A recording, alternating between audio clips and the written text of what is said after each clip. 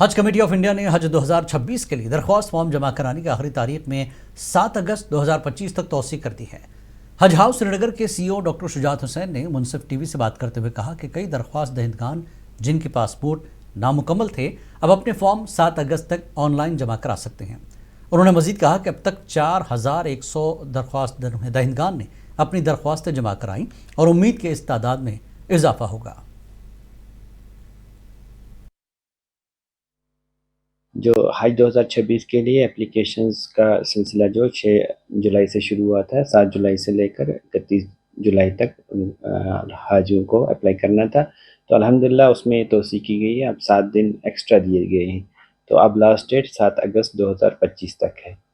تو ہمارے پاس ابھی جموں کشمیر میں 4100 کے قریب اپلیکیشنز آئی ہیں، تو ہمارا کل کوٹا اسپیشل پروویژن جو ہمیں جموں کشمیر میں 2000 ایکسٹرا سیٹس ملتی ہیں وہ لے کر 7900 کے قریب ہے، تو اس میں تقریباً ہمیں 52% کے قریب اپلیکیشنز آئی ہیں 4100۔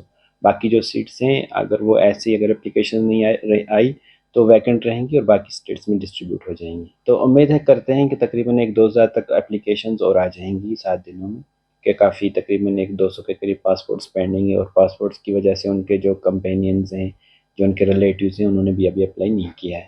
تو امید ہے 2000 کے قریب اپلیکیشنز اور آ جائیں گی۔